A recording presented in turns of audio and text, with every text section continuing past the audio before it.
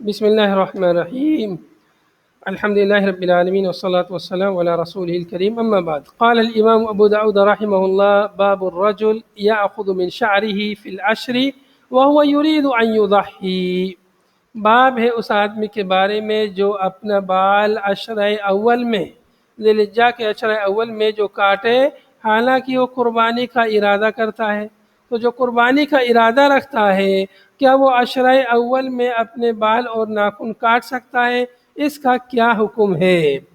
قال الإمام أبو داود رحمه الله: حدثنا عبيد الله بن معاذ قال حدثنا أبي قال حدثنا محمد بن عمرو قال حدثنا عمرو بن مسلم الليثي قال سمعت سعيد بن المسيب رضي الله رحمه الله يقول: سمعت سلمة رضي الله عنها تقول: قال رسول الله صلى الله عليه وسلم: من كان له ذبح يذبحه فإذا أهل هلال ذي الحجة فلا يأخذن من شعره ولا من أظفاره شيئا حتى يضحي۔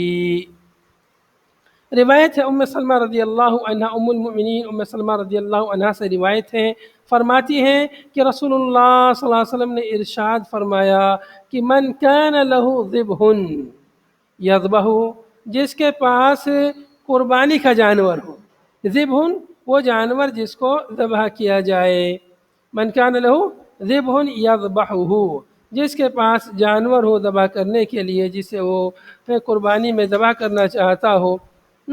اسم لما یذبح من الحیوان، ذبح اسم لما یذبح من الحیوان، وہ جانور جس کو ذبح کیا جائے اس کا نام ہے ذبح۔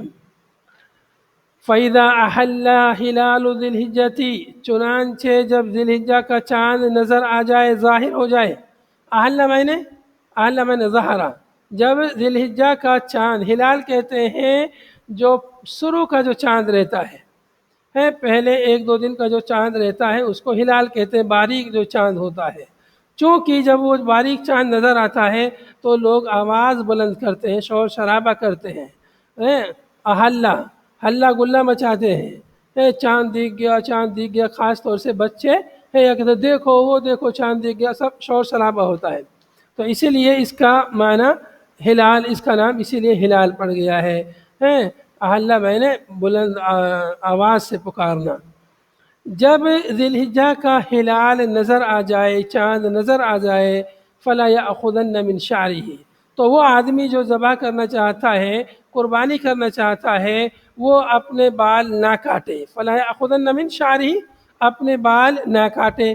بال میں سب بال داخل ہیں، سر کے بال بھی داخل ہیں، بغل کے بال بھی، زیر ناف کے بال بھی، اور سب بال، مونچھ کے بال بھی، اور داڑھی تو ہمیشہ ہی کاٹنا منع ہے۔ تو اس لیے اس میں تمام بال داخل ہے، کوئی بھی اپنے بال نہ کاٹے، مطلب کاٹنا ہے جس کو پہلے ہی کاٹ لے، جس کو قربانی کرنی ہے وہ ذی الحجہ کا چاند دکھنے سے پہلے ہی کاٹ لے، چاند نظر آنے کے بعد نہ کاٹے۔ ولا من اظفارہ، اور نہ ہی اپنے ناخن میں سے، شیئن، ناخن میں سے بھی کچھ مت کاٹے، حتی یضحی، یہاں تک کہ وہ قربانی کر لے، یہاں تک کہ وہ قربانی کر لے۔ اس حدیث سے ہمیں کئی باتیں معلوم ہوئی۔ ایک بات تو یہ معلوم ہوئی کہ جو آدمی قربانی کرنا چاہ رہا ہے، قربانی کا ارادہ ہے، تو وہ ذی الحجہ کا چاند نظر آنے سے لے کر قربانی کرنے تک اس درمیان میں اپنے ناخن، اپنے بال وغیرہ بالکل نہ کاٹے، اس کی ممانعت حدیث میں آئی ہے۔ دوسری بات ہمیں اس سے یہ معلوم ہوئی کہ بال چاہے کسی بھی قسم کے ہوں، وہ سب بال، اس میں سب بالوں کی ممانعت آئی ہے۔ تیسری بات یہ ہے کہ کب تک نہیں کاٹنا ہے، ذی الحجہ یہ قربانی کرنے تک۔ اگر کوئی شخص 10 تاریخ کو قربانی کرتا ہے تو 10 تاریخ تک نہ کاٹے، اگر کوئی 11 کو، 12 کو، 13 تک قربانی ہوتی ہے، کوئی 13 کو قربانی کرتا ہے تو 13 تاریخ تک وہ اپنے بال اور ناخن نہ کاٹے، جب قربانی کر لے تب وہ اپنے بال اور ناخن کاٹے اگر اسے ضرورت ہے۔ ایسا نہیں کہ اس وقت یہ بال اور ناخن کاٹنا ضروری ہے، بلکہ ایک ممانعت بیان کی گئی کہ اس درمیان میں نہیں کاٹنا ہے۔ اب اس کے بعد میں کاٹنا نہیں کاٹنا وہ آپ کے لیے ہے، کاٹو تو کاٹو، نہیں تو مت کاٹو۔ ایسا نہیں کہ کاٹنا ضروری ہے، نہیں، نہ کاٹنا ضروری ہے اس مدت میں، 10 دنوں کے اندر نہ کاٹنا، یعنی کاٹنا ممنوع ہے۔ تو جب قربانی کر لے اس کے بعد کاٹنا چاہے تو کاٹے، نہیں کاٹنا ہے تو مت کاٹے، ضرورت ہو تو کاٹے، نہیں تو مت کاٹے۔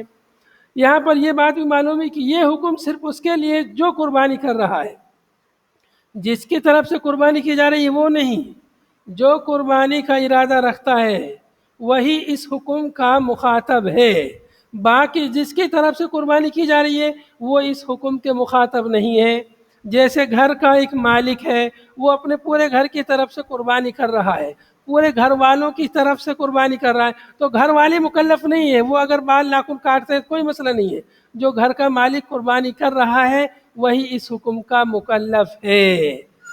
یا یہ کہ آپ کو کسی نے کسی کی طرف سے آپ قربانی کر رہے ہیں کسی اور کی طرف سے، تو آپ قربانی کر رہے ہیں، آپ مکلف ہیں، جس کی طرف سے قربانی کی جا رہی ہے وہ اس حکم کا مکلف نہیں ہے، اس کی طرف سے وہ بال وغیرہ ناخن وغیرہ کاٹ سکتے ہیں۔